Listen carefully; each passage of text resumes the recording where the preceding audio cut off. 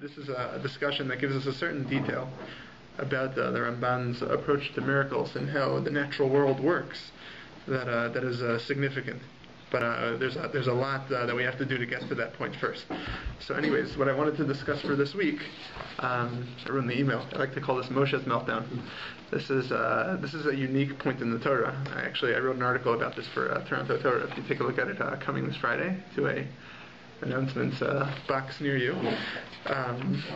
So in all the other instances in the Torah where you have complaints by the Jewish people, we don't have food, we wish we could go back to Egypt. These things happened before. There was even another incident in which God provided them help by giving them slav, by giving them quail. Moshe's response is not anywhere near the way he responds to this in this week's parsha. In other weeks, Moshe calmly he consults Hashem, what should be the solution.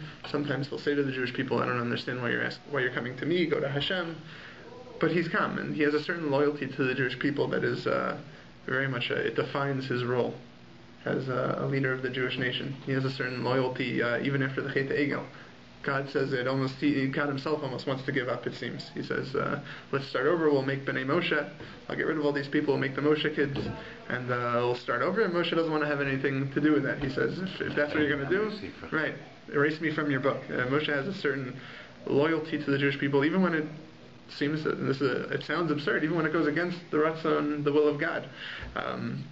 That's really that's something what makes Moshe so special to us, is that he had a very solid loyalty to his people that has no parallel, I think. But then in this week's parsha, all of a sudden Moshe says he wants to give up. The Jewish people are complaining about not having meat and wishing they could go back to Egypt to have various foods that they fondly remember. And to that, all of a sudden, Moshe, he breaks down. And it's interesting because we've seen this before. The Jewish people have complained about both of those two things in the past. And Moshe doesn't have that reaction. And that just, in light of the fact that Moshe is so loyal in the past, what brings him to this point now it's a very curious issue. So what Moshe says is, first he says, why God are you treating me like a parent to this child? Did I give birth to them that I should be nursing them and holding them like a baby? Very, very interesting language, at which point Hashem says, okay, fine. Moshe goes even more at length. He even seems to be having more despair. He says, kill me now, is basically what he says. I can't stand this anymore. And God's response is, okay, we're going to set up this process. We're going to set up this new system called it's actually the precursor to the Sanhedrin.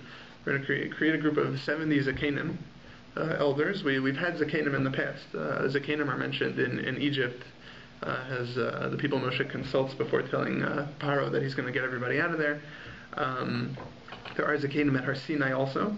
But this group of Zakenim in particular are the ones that we understand to be the precursor to the Sanhedrin.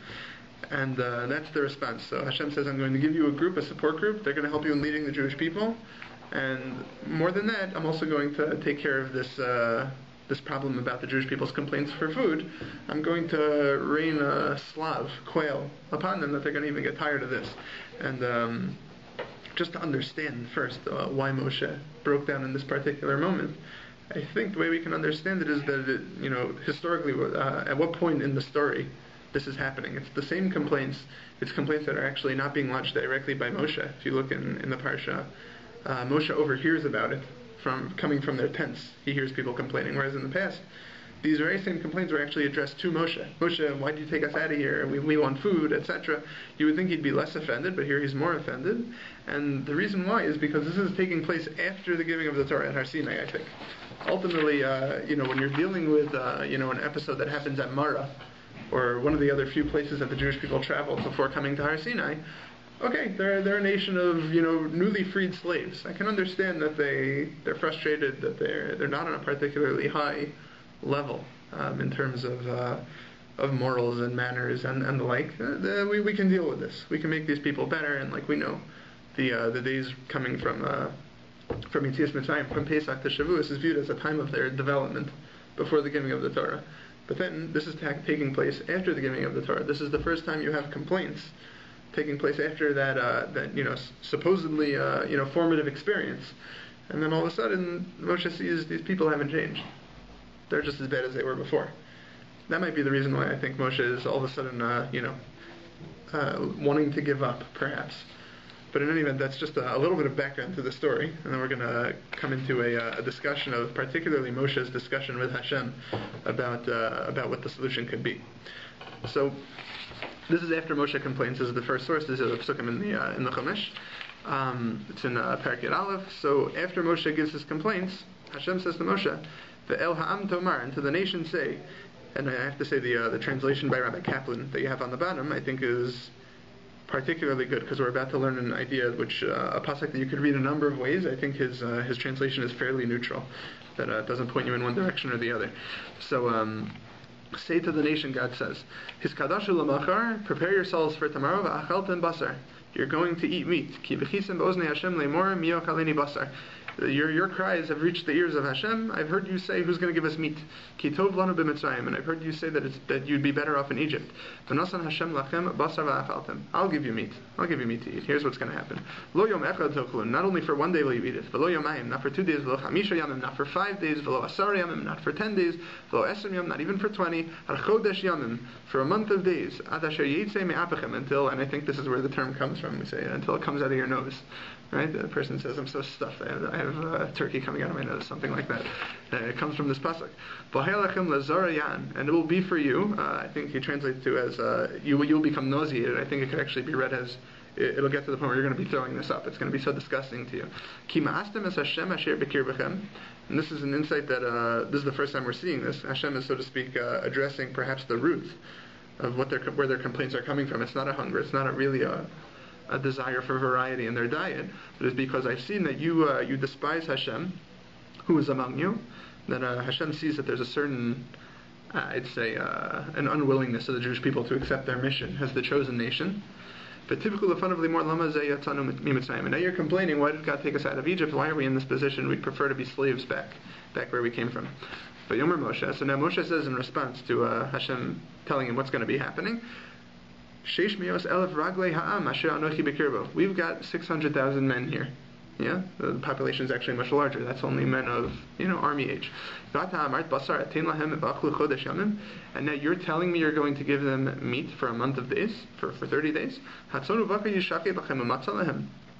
If you took, and this is where you have to be careful. This is the pasuk that we're going to analyze. You could take flocks of sheep. You could take oxen.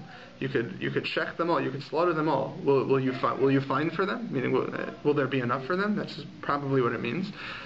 If you were to gather all the fish of the sea for them, would you find for them? Would there be enough? So then the next pasuk is Vayomer Hashem al Moshe. Hashem's response to Moshe sounds a little angry. Hayad Hashem tiktzar. What, is God's hand short? Is it limited? You'll watch now and see whether my words will occur or not. So what's being said? What do we think Moshe's complaint was? What's his response to Hashem saying he's going to bring the quail come down for 30 days? Without looking ahead. Any thoughts?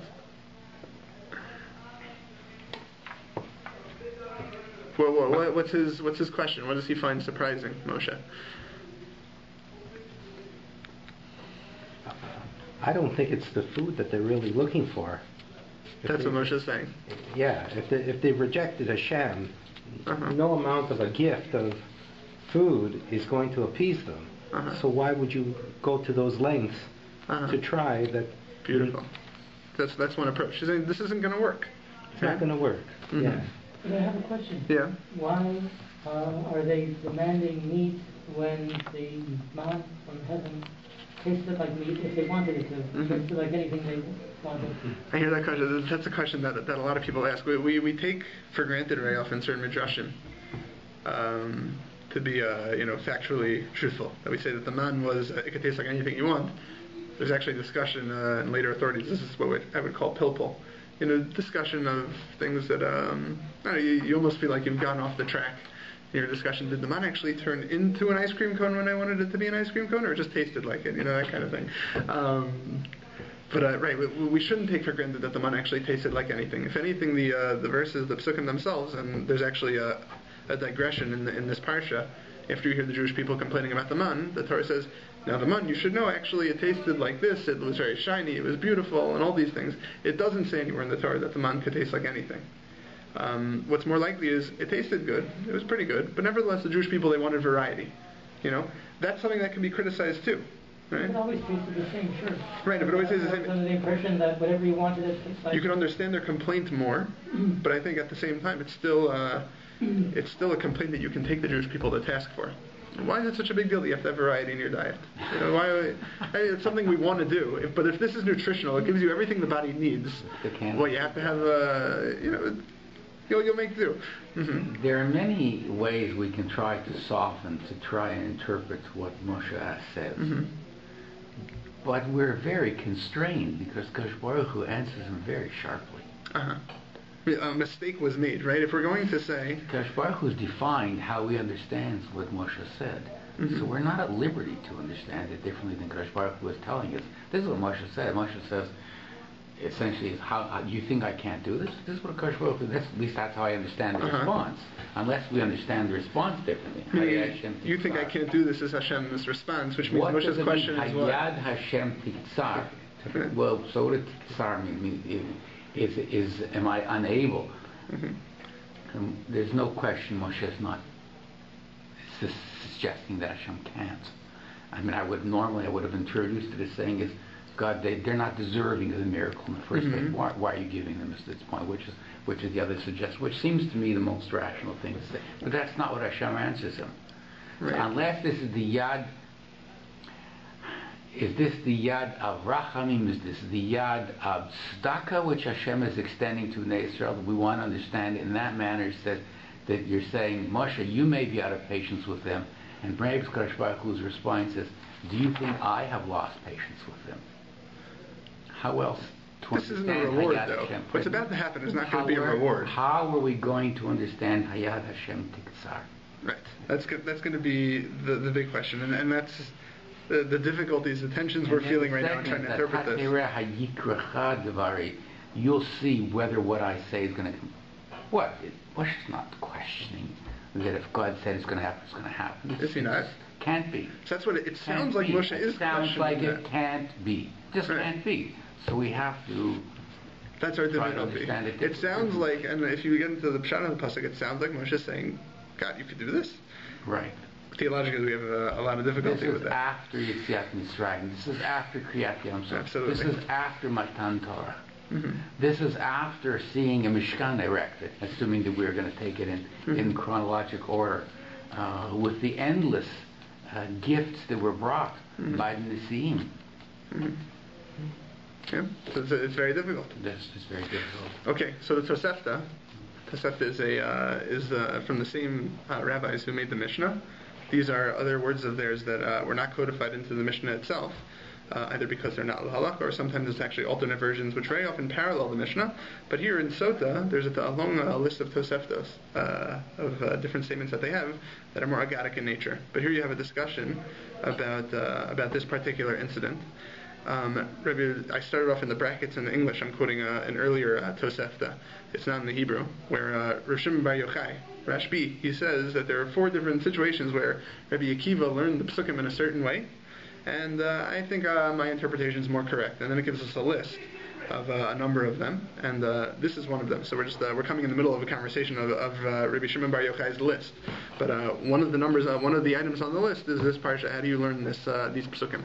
So Darash Rabbi Akiva. Rabbi Akiva expounded as follows: Hatzonu vakar yishachet lahem umatzal lahem. That was Moshe's question. That will you be able to find for them, sheep and cattle?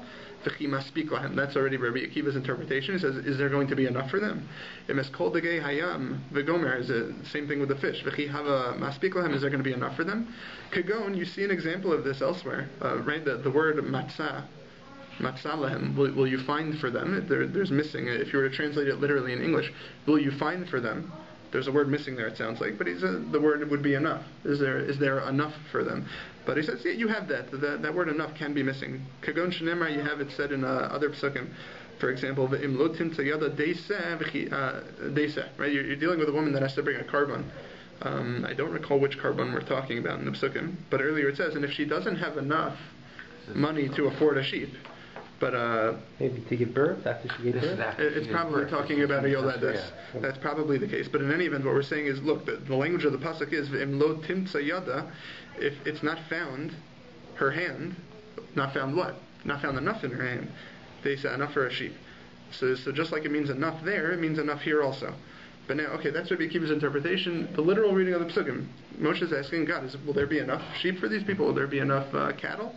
But the difficulty with that is, like we mentioned earlier, Moshe is doubting God's power. So the Gemara then, the Tosefta then asks, if that's the way you're going to learn things, what's worse then? This incident, the way Rabbi Akiva is learning it, or when Moshe says to the Jewish people, this is the incident of the hitting of the rack. He says, listen, you rebels. There's a lot of different understandings of what exactly Moshe did wrong. It sounds like from this Tosefta that what he did wrong was that he got angry at the Jewish people. He said, you rebels. He referred to them in a very disparaging way. But in any event, what we have here is, what's worse? Moshe doubting God's actual abilities, or to maybe respond a little bit angrily to the Jewish people? So Havayomer, Rabbi Akiva would answer to that question, this is certainly worse. God is doubting, Moshe is doubting Hashem in some way. But this happened privately. This was a conversation between the two of them. God is going to withhold the punishment to the extent that he would otherwise. When things are done in private, there's no chilul Hashem involved. But if it's out in the open, then he will be punishment will be exacted from Moshe, because at the end of the day, he was Mechal Shem Shemayim. The leader of the Jewish people, in front of everybody, he called them a bunch of rebels. He reacted angrily. But because this was done privately, even though on its own merits this was a greater offense, Moshe denying God's power, okay, God had pity. Okay, so that's Rabbi Akiva's approach. In other words, Moshe was a little bit of a kofar here. That's what it sounds like. Sounds very difficult to say, right? V'ani Omer. Rabbi Shimon Bar Yochai, however, say Chas v'shalom shetal al daito shel tzadik zeh. Chas v'shalom, to say that Moshe thought such a thing of God. Sh'yomer in hamakom maspik lanu ulavhem osenu. That Moshe should say that God can't produce enough for the Jewish people and their animals. Efshir lemi shenemar bo lo kein avdi Moshe v'gomer. Could it be that a person from whom the Torah says, and that's also towards the end of this week's parsha, we talk about the special status that Moshe has, right? That's why Miriam gets saras, because she compared Moshe to her and Aaron, right? Moshe is very special, the Torah tells us. So Tala al daito sheyomar ina makom maspik lanu v'him asenu. You want to tell me that same individual that we say is so special didn't think God had the ability to give us enough meat? V'alo kishayu Yisrael b'mitzrayim nilos nahar maspik lehem dagir l'mitzrayim. And this is a point that you brought up. Forget the theological issues. Moshe saw with his own eyes previously. The Nile had enough fish for everybody, not just the Jewish people, but the Egyptians too. The animals in Egypt were enough for the Mitzrayim and for the Jewish people. When Moshe says, well, are there enough animals in the world to make these people happy? Is there enough fish in the sea? Of course there were. Rather, what was Moshe's complaint? I'll tell you what it was. It was that when Moshe said, when Moshe is responding to God saying, they're not just going to eat meat for a day, they're going to end up eating it for a month of days. Amar Moshe lefnei HaKadosh Baruch Hu. Moshe said to God, Ribono shel olam, God, is it proper for you to give them all this food and then to kill them? Would we give a person a loaf of bread and then tell them to go to the death? Meaning, let's say a person says, you're planning on shooting a guy in the head, and he says, but I'm really hungry, can I have a loaf of bread? So you give it to him and then you shoot him in the head. What's the point? Right? Or a tall course, would you give to a donkey a measure of barley that it would eat and then cut off its head? If you're interested in shechting a donkey, not shechting, donkeys aren't kosher, but killing a donkey for whatever reason, why would you waste your money and give them food, right? Before killing them. So Moshe says, don't do this. It's a waste of time giving them food. If you're going to punish them and kill them anyways, which is what God does, He strikes a lot of them down immediately. Why bother feeding them? Moshe says, let them just say about me that I can't produce meat for them. I'm fine with that. Amar lo, Hashem said in response, would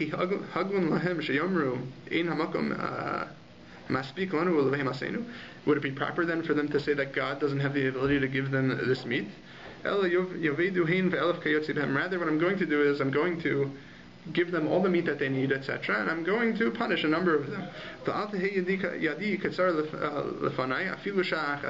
better to have this waste of meat, so to speak, while at the same time showing the Jewish people that it's within my capabilities to do so, rather than have them doubt for even a second my power. And that's what the response that Hashem gives to Moshe is trying to communicate. That's Rav Shimon Bar Yochai's approach. So what we have first is Rabbi Akiva's approach that Moshe just didn't think God had the ability to do this. That's what it sounds like. And Rav Shimon Bar Yochai is saying, no, what it means is Moshe thinks this is a waste of time. Right? In the sense of, why are you giving to them, if you're going to kill them anyways? So that's our first two approaches. Do you think this works, this approach? Any issues with the text? Does it fit? What you're saying is that if God didn't respond, it would have been a Chil Hashem, because they would have thought that He's not omnipotent. Omnipotent. Omnipotent. Right? He's all-powerful. He's not all-powerful. Right. He isn't. That would have been a Chil Hashem. Right. So it's better to, so to speak, waste the meat to convey the message to them that I can definitely do this. Yes. Right. Yes. Yes.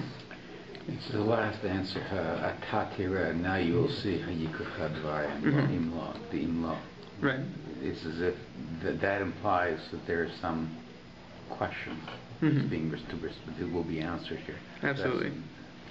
That's the point that the Ramban is going to make. This answer, it's beautiful. It gets rid of Rabbi Akiva, the issue that Rabbi Akiva seems to suggest that Moshe Rabbeinu doubted Hashem's power.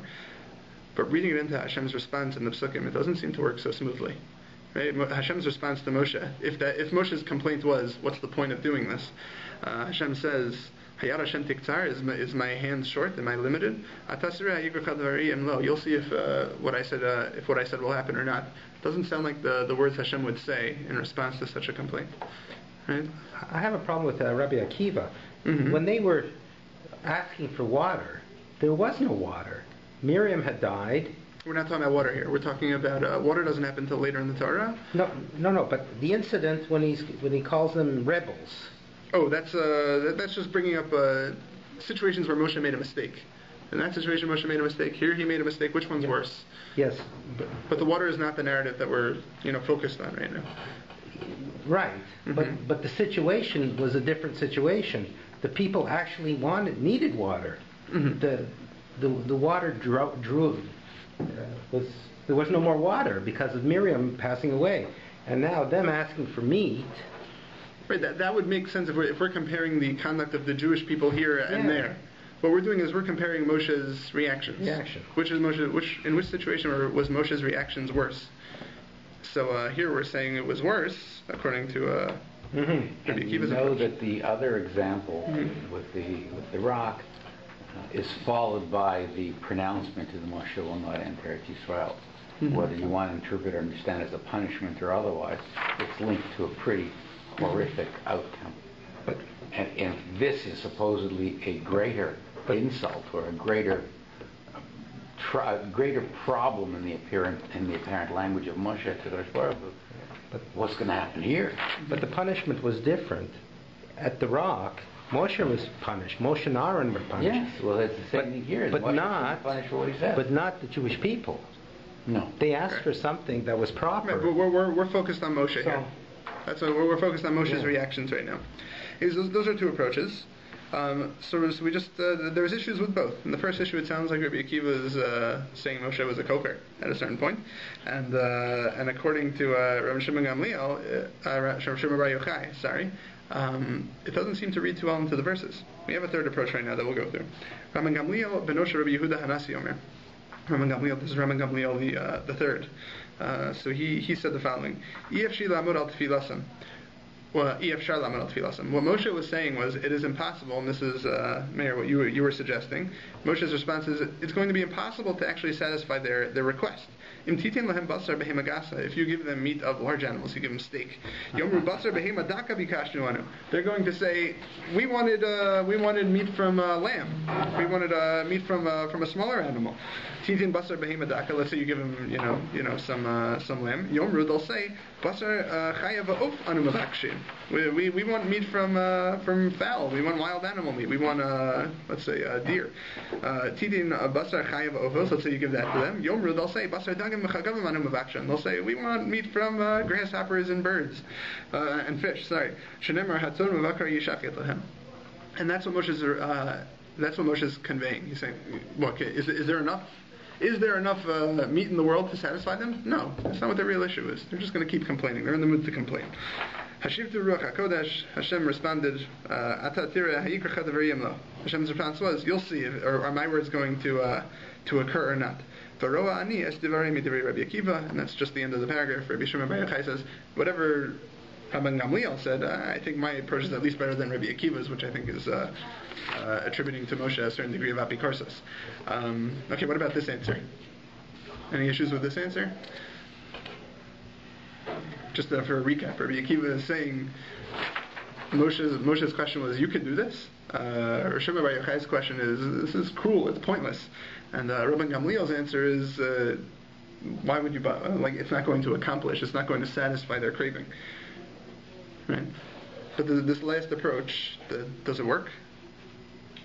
Again, depends on, well, how would you understand? What is he saying here about tatira haikadvarayim law? Is the implication here that the Kadosh Baruch Hu is saying that Bnei Israel will do tshuva, you wait and see? Is that the way you understand that means? That might be how Rabbi Gamliel would understand it. That's what Rabbi Gamliel is saying here. That's what he's saying to Moshe.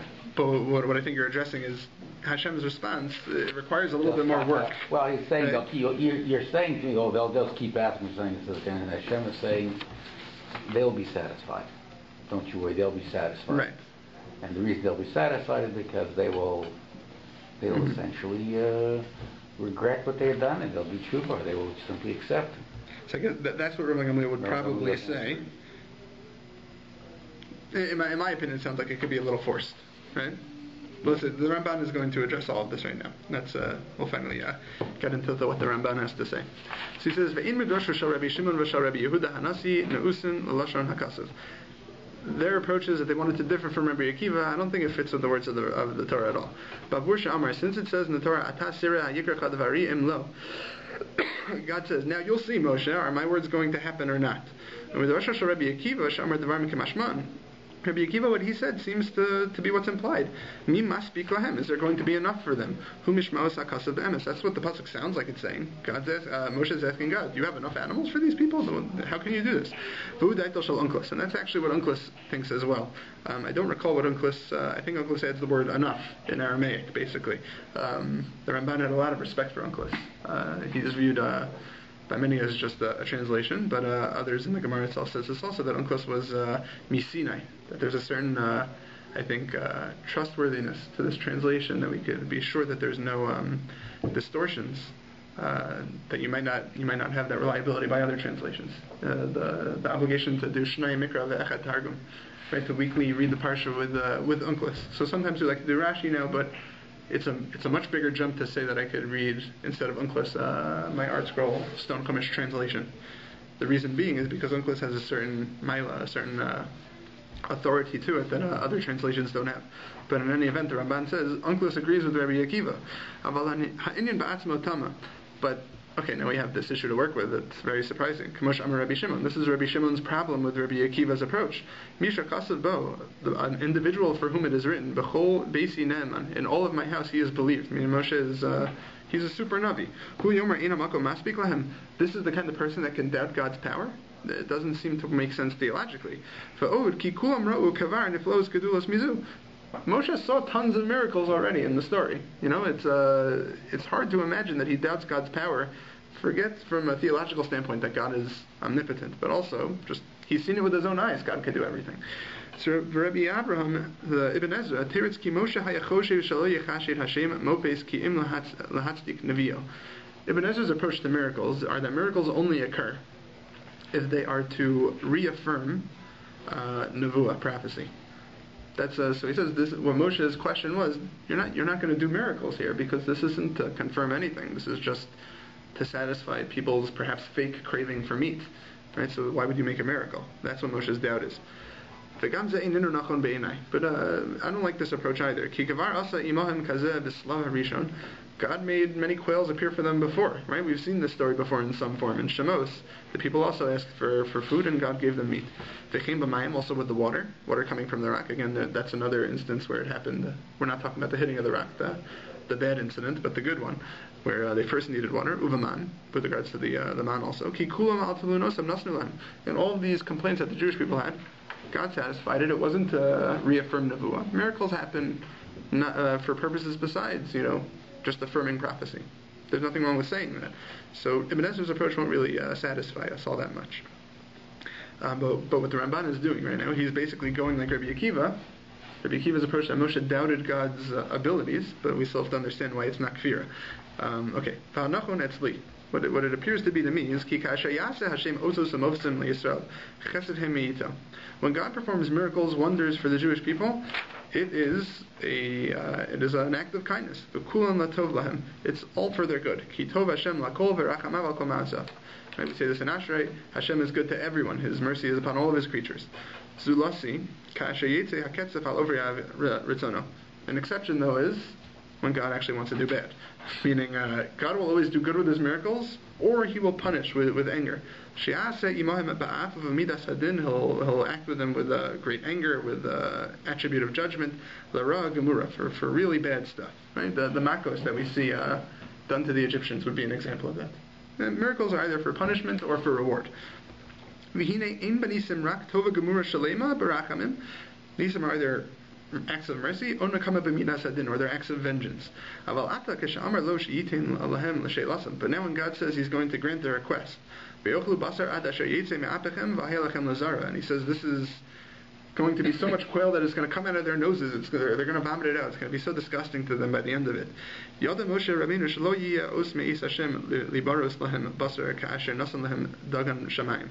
This is not going to occur in the same way that God made bread from heaven fall, the man. He understood that this wasn't going to be really a reward or a punishment. Right? This isn't really a punishment. It's true. God is going to kill a lot of people in this incident, but it's not really an inherent function of the meat. The other people that weren't killed in that episode, they had meat for 30 days until they did get sick of it. So would you say it was a reward? Not really. Was it a punishment? Not really that either. It was kind of, you want meat? I'll give you meat. I don't think it's going to make you happy, but I'll give you meat. So the Ramban understands that Moshe's knowledge is as follows. This is not going to be a miracle. Miracles are meant to reward or punish. This is kind of that vague in between. I don't really know what this is. So God's not going to create slav out of nowhere. It's like what the Chachamim say, nothing impure can fall from the sky. It's an interesting case in the Gemara where I forgot which rabbi it was. There was somebody who was in a bad situation. There were lions that were about to get him. All of a sudden, 2 big steaks fell from the sky. The lion said, forget this guy, we got steak. And they ate the steaks, but one of them they didn't eat. At which point Rabbi Akiva took one and walked away. I'm not sure if it was Rabbi Akiva. I don't know who it was. But then he goes to the rabbi and says, the steak that fell out of the sky, kosher? What do you think? Can I eat it or not? And the response is nothing impure comes from Shemayim. You could eat it. It's great. But in any event, the Ramban wants to take from that in some ways that only pure things come from Shemayim in a manner of nace, of miracle. It's either a punishment or a reward. Va'od. Ramban says furthermore, Ki kol hanisim yodim laMoshe. All the other miracles that God did for Moshe, He let Moshe know about them beforehand. Hineni mantir lachem lechem min hashamayim. Right, with the man, Moshe gets an advance notice before the rest of the people do about what's going to happen. Hineni omid lefanecha sham al hatzur. He says to Moshe, what you're going to do is you're going to stand by this rock. You're going to make water come out of it. But now what Hashem is telling Moshe is there's no description of what's going to happen first, and now go tell the people. Hashem jumps into saying, he immediately says to the people, tell the nation to be ready. There's going to be this slav coming for a month of days. So again, you have another exception between this episode and other miracles. So and because he didn't let him know first before actually giving him instruction, Moshe understood this was not going to be your typical miracle. And therefore Moshe asks with surprise, how can you possibly act in a non-miraculous, natural way here? Lo yaspik lahem. If you were to take meat and sheep, cows and sheep from the entire surrounding area, it won't be enough for all these people. If you were to take all of the fish of the sea, not of the entire sea, from the vicinity, lo yaspik lahem, it won't be enough for them.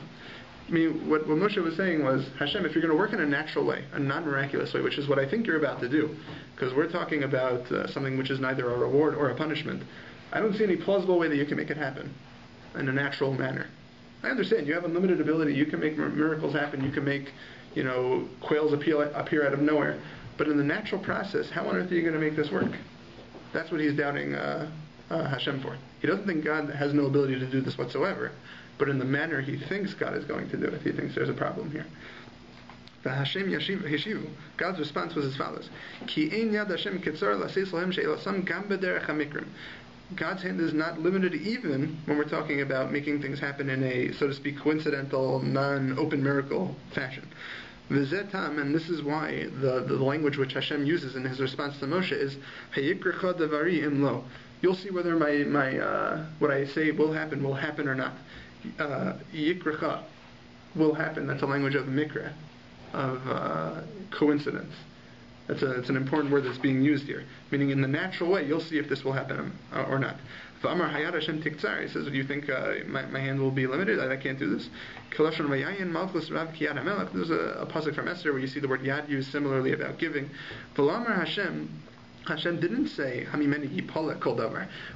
That from is anything too wondrous for me, right? Kilo yad says ebamofes. He doesn't plan to do this by means of a miracle, just like Moshe thought. And that's exactly what happened.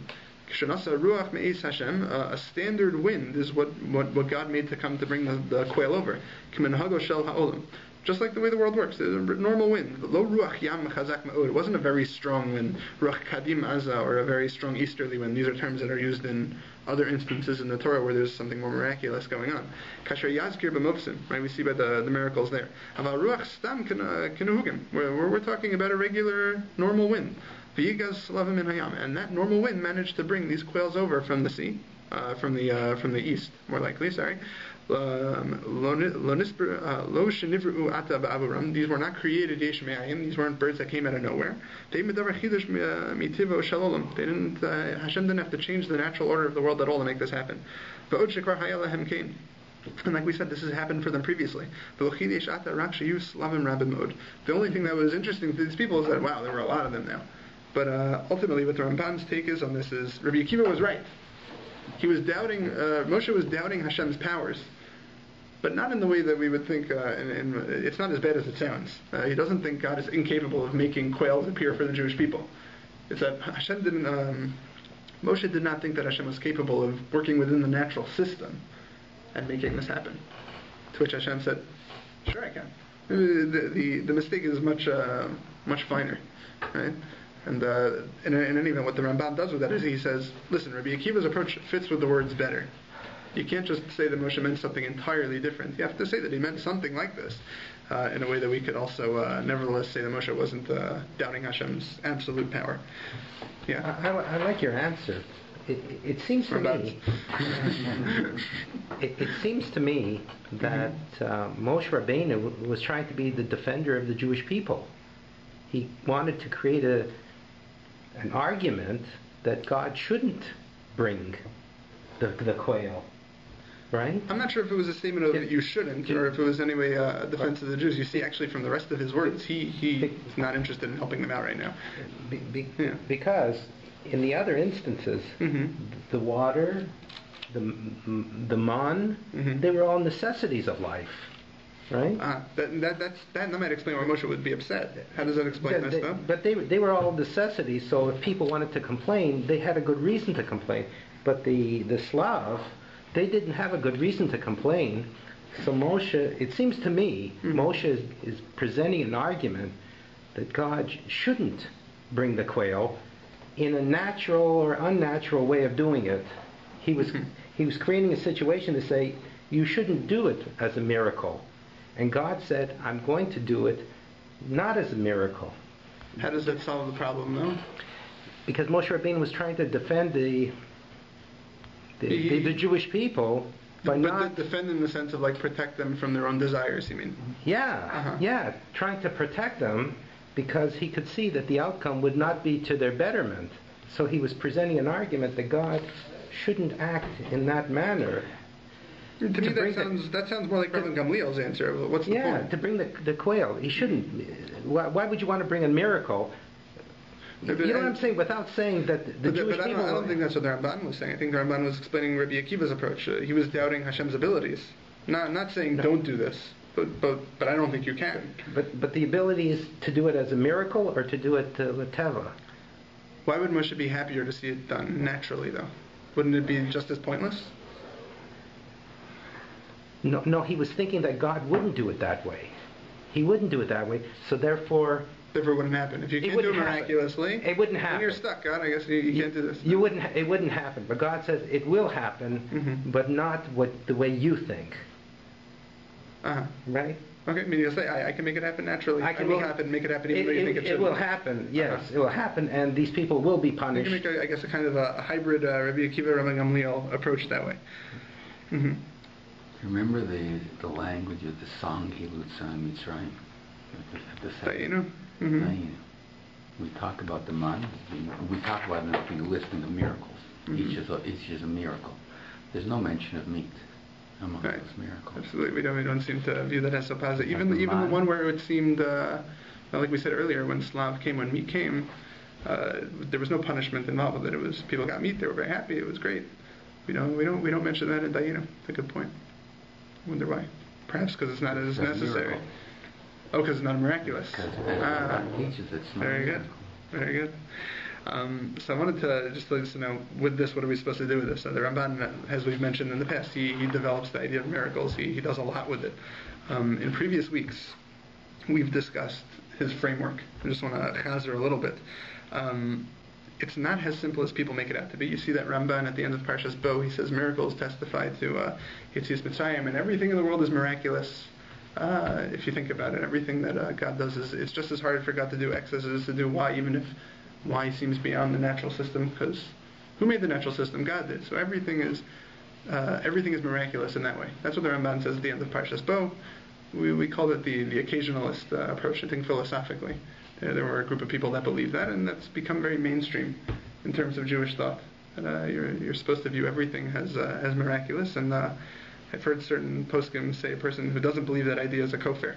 I don't think we would go that far. I think even the Ramban himself wouldn't say that, because we've mentioned in previous weeks there are other places where the Ramban talks about this issue, and he basically gives you a very different framework. In his commentary to Eov, the Ramban says there are going to be there's this system called teva, nature, right?